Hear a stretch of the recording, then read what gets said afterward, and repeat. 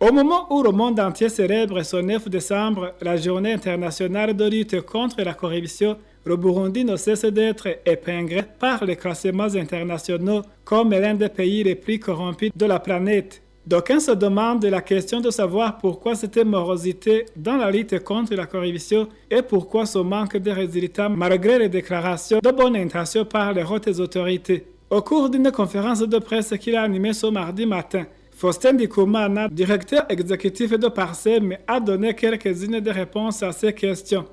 Il y a eu un verrouillage institutionnel des institutions de contrôle des finances publiques.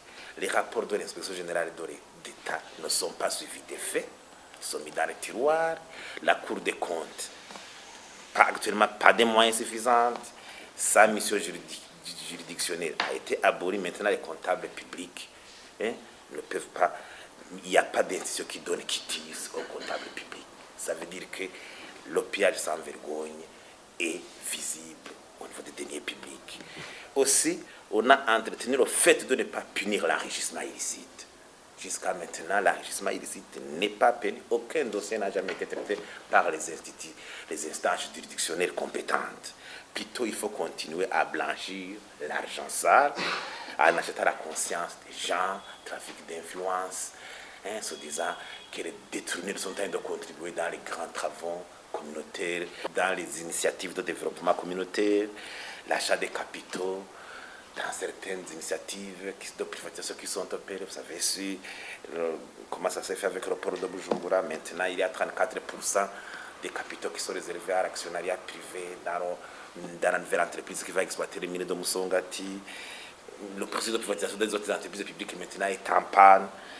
Et maintenant, les déteneurs infestent le secteur privé en y provoquant une concurrence déloyale parce qu'ils s'octroient des exonérations des fois indues. C'est pour cela qu'il y a toujours une hémorragie non maîtrisée des exonérations dans son pays. La Parsem interpelle le chef de l'État burundais à prendre ses responsabilités car c'est lui que les Burundais et Dieu ont donné la lourde tâche noble de les protéger contre les agissements de personnes mal intentionnées. Et dans un contexte où l'enrichissement illicite et le blanchiment ne sont pas punis, et là où toutes les recommandations ici des grands séminaires, des grandes retraites sont mis au tiroir, c'est une situation qui permet à la corruption d'avoir pignon sur rue. Pour arrêter cela, on interpelle la conscience des plus hautes autorités. Il faut que la volonté politique au plus haut sommet, chef de l'État, s'exprime, s'engage pour arrêter cet état de choses. Un pays où on reste avec un PIB minable de $300 par habitant, alors que la moyenne cible est à $600 par habitant, où 58%, 60% des enfants sont mal nourris. Maintenant, on se dit, est-ce que si nous interpellons la volonté politique au plus haut sommet, est-ce qu'il y a la capacité de le faire ou la volonté? Parce qu'on peut pouvoir et ne pas vouloir. On peut vouloir faire une chose et ne pas pouvoir le faire. Il faudra un jour alors savoir la situation actuelle.